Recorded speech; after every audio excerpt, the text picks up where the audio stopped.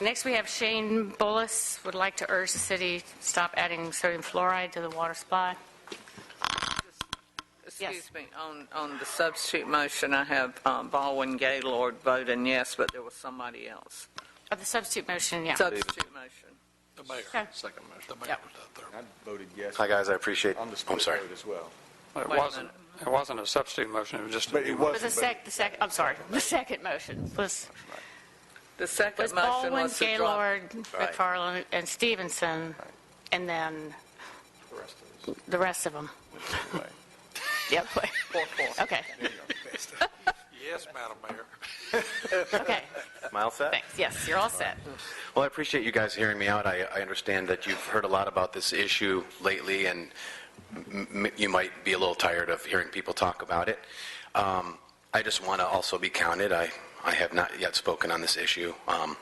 My name is Shane Bullis. I live at 1349 Garden Crest Circle, and I, too, am definitely trying to raise awareness concerning water fluoridation.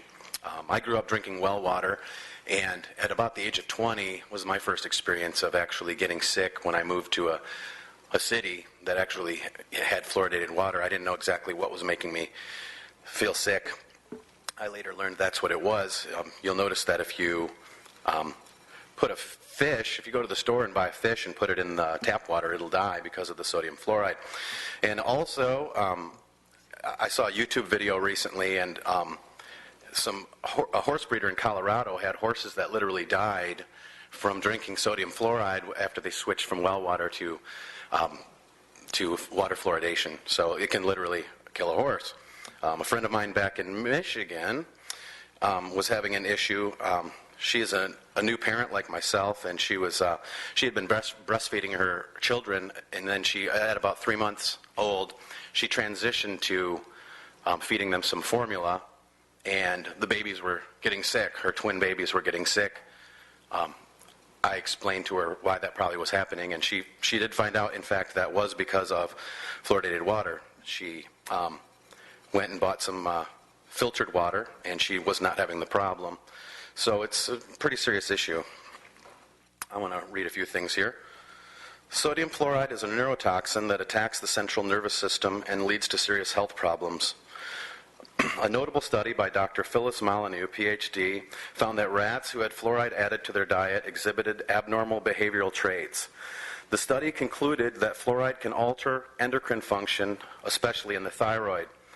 The report also notes that a series of studies in China have associated high fluoride exposures with lower IQ.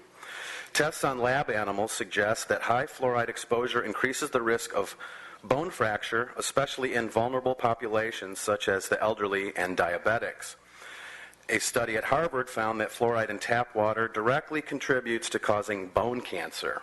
Cancer rates in the United States have skyrocketed, with 1 in 3 people now getting the disease at some stage in their life.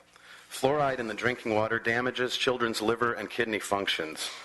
There is growing opposition to fluoridation in light of this evidence, including nearby Graham, North Carolina. Scientific attitudes towards fluoridation are starting to shift as new evidence emerges of the poison's link to disorders affecting the teeth, bones, the brain, and thyroid gland, as well as lowering the IQ.